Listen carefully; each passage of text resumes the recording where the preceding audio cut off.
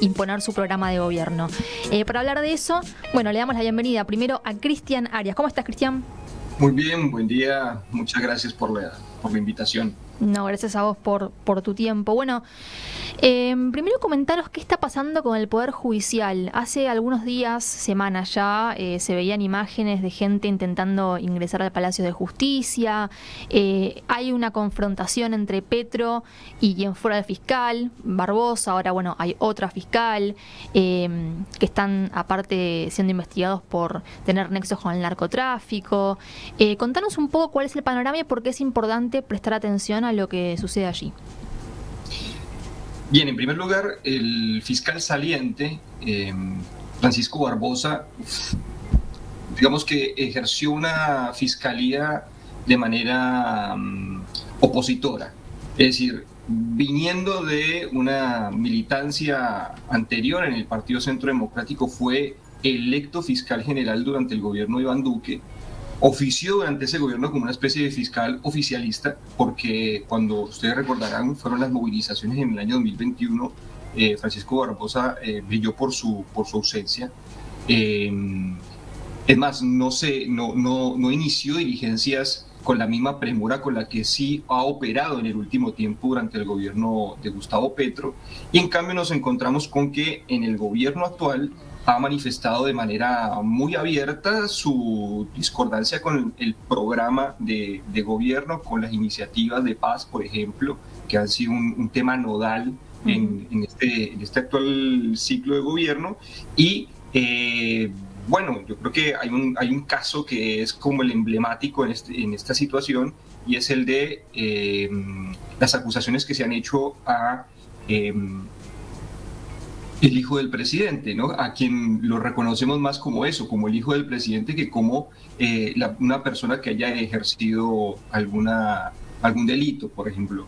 El fiscal se ha encargado precisamente de hacer de ese caso una especie de vinculación hacia el presidente, tratando de deslegitimar al gobierno. Yo creo que ese es más el eje fundamental de toda esta batalla, que a partir del poder que tiene la Fiscalía y los instrumentos del aparato judicial, tratar de mellar la legitimidad del gobierno. Y por eso Gustavo Petro ha dicho insistentemente que a través de mecanismos no democráticos como una Fiscalía se trata de destituir la voluntad popular. Lo que ocurrió además es que por el sistema que tiene Colombia, el fiscal general se elige por una terna que presenta el presidente la presentó en septiembre pasado, y la Corte Suprema de Justicia tiene que elegir entre las candidaturas que se presentan para, digamos, tener el reemplazo listo. Por primera vez en la historia de Colombia, ese trámite ha durado por fuera de los plazos convencionales. No hay en sí un tiempo determinado, pero digámoslo, la práctica consuetudinaria ha sido siempre tener una resolución en menos de 20, 30 días. En este caso hay 145 días que se han pasado, y han tratado con esto de generar una crisis política, pues porque ahora la vacancia de Francisco Barbosa ha sido ocupada por Marta Mancera, la que era su vicefiscal y que se encuentra acusada de encubrir una trama de corrupción adentro de la institución, donde hay además nexos con el narcotráfico muy recientes.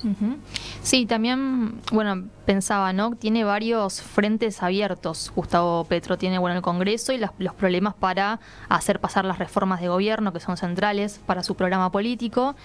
El Poder Judicial, porque también lo que dice Petro es, a Duque no lo investigaban y hay sobradas pruebas de sus vínculos con el narcotráfico. Bueno, inclusive los propios fiscales tienen causas por ese tema. ¿Qué pasa con los sectores que venían apoyando al gobierno, los sindicatos? ¿Qué pasa con los movimientos sociales? ¿Cómo está el clima social? El pasado 8 de febrero vimos que hay un aliento todavía en las fuerzas sociales, la movilización a la que se convocó el día que se debería haber elegido a la nueva fiscal general. En este caso retomó un comentario sobre lo anterior, y es la primera vez en la historia de Colombia que se va a elegir una fiscal general, una mujer, y que en este caso la terna está compuesta por 3 mujeres. Bueno, ese día se tendría que haber elegido. Lo que se hizo fue una movilización que concentró en la Fiscalía General, porque es desde ahí donde han venido los más fuertes ataques hacia la legitimidad del gobierno. Y lo que encontramos es que en distintas ciudades del país hubo una fuerte movilización, digámoslo, acudiendo al llamado de Gustavo Petro, que esta sí siempre me ha parecido una particularidad de este gobierno, y es a contramano quizá de otras experiencias donde los movimientos populares son los que demandan, los que impulsan. En el caso colombiano es el presidente el que pide o el que reclama el apoyo popular, y no obstante encuentra una respuesta. Y yo digo que no obstante porque no hay en el contexto actual una sola fuerza o un gran polo organizado que permita traccionar a todas las fuerzas sociales, y yo creo que eso expresa aún más la conexión que sigue habiendo entre gran parte de la ciudadanía, gente simpatizante, no necesariamente organizada, que acude a este tipo de manifestaciones, que a contramano de lo que ocurría, por ejemplo, en el gobierno de Iván Duque, pues son manifestaciones que terminan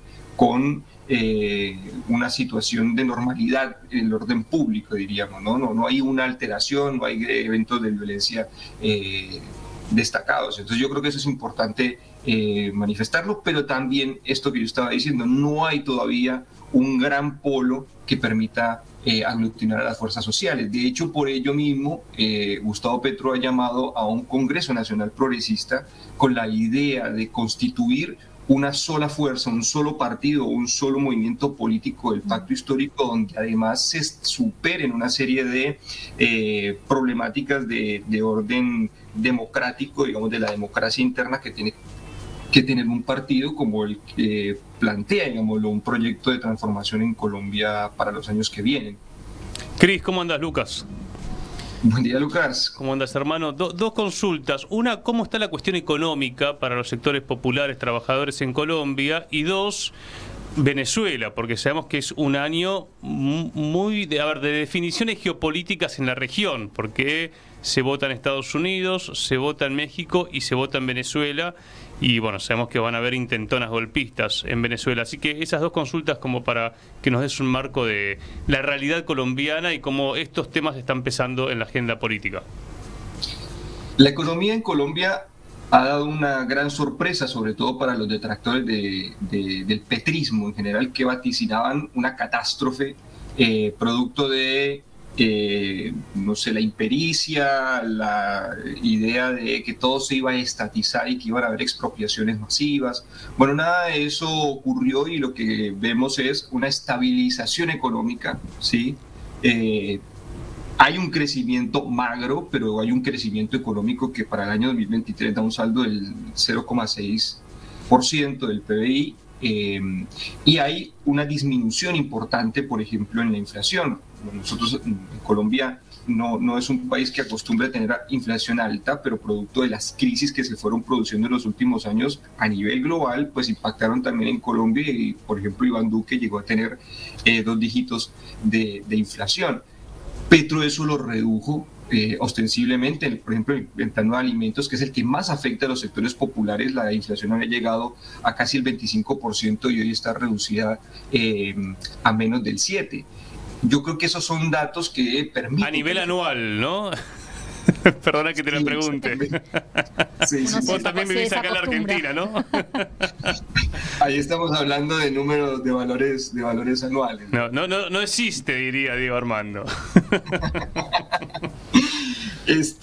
Bueno, es una economía que ha estado absolutamente controlada en términos fiscales para también impedir que haya una serie de políticas sociales que son las que ha habilitado este gobierno, producto de, uno, la reforma tributaria que hizo al principio, aún sin tener un presupuesto a su favor, y dos, el presupuesto para este año, que le ha permitido implementar una serie de programas que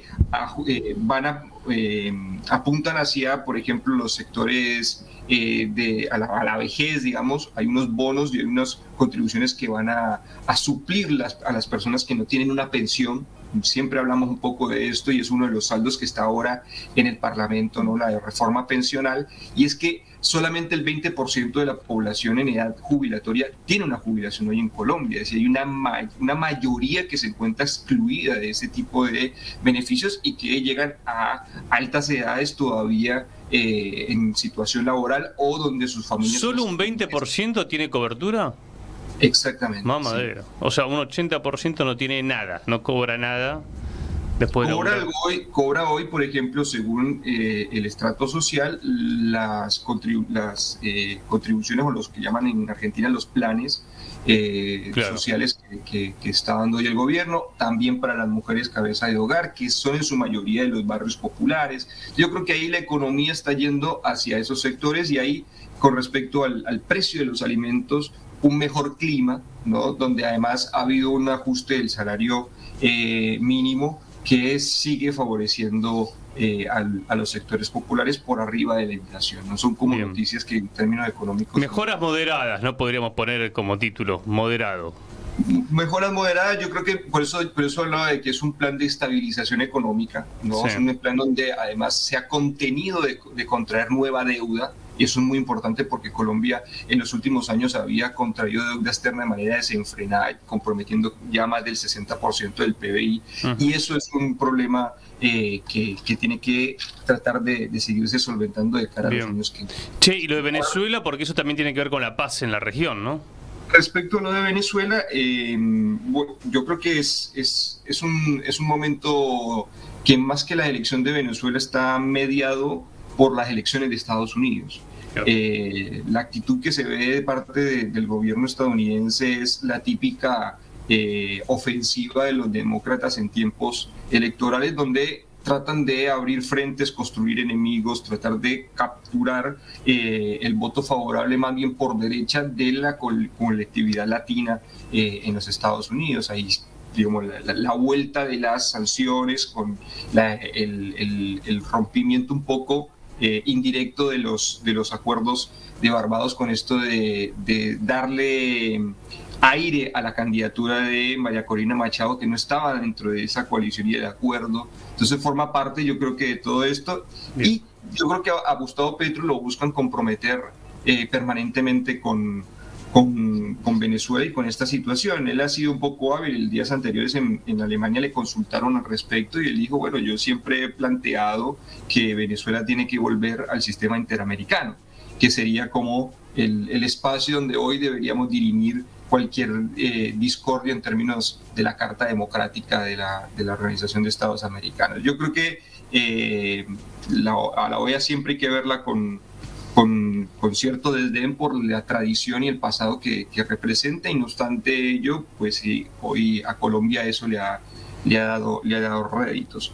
Y yo veo que, por otra parte, sí hay una intención estadounidense de seguir desestabilizando y seguir haciendo mella al gobierno de Nicolás Maduro, con lo de la ratificación de la apropiación ilegal, o básicamente el robo del avión de Embraer que había quedado retenido en Venezuela. Me parece que es un gesto que forma parte también de esa ofensiva hacia Venezuela, y esto de volver a atizar el fantasma de la oposición, ¿no? De esa oposición legítima, democrática, que ellos llaman, donde son exactamente las personas que fueron atizando la violencia de las guarimbas hace ya una década, que fueron protagonistas precisamente de los desembarcos de grupos mercenarios en Venezuela, que son además los mismos que han llamado a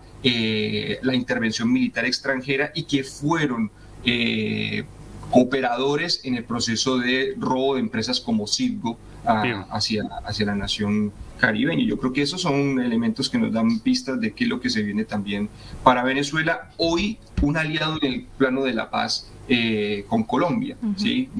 Ha permitido, por ejemplo, que se avance en los diálogos con el ELN, que se encuentran en una fase muy importante, una fase crucial, y que además también hoy contribuyen a que se inicie un diálogo de paz con la segunda Marquetalia. Totalmente. Cristian, clarísimo. Como siempre, te agradecemos mucho esta conversación. A ustedes, Espero estar en una próxima. Abrazo grande. Ahí pasaba, Cristian Arias de Marcha Patriótica.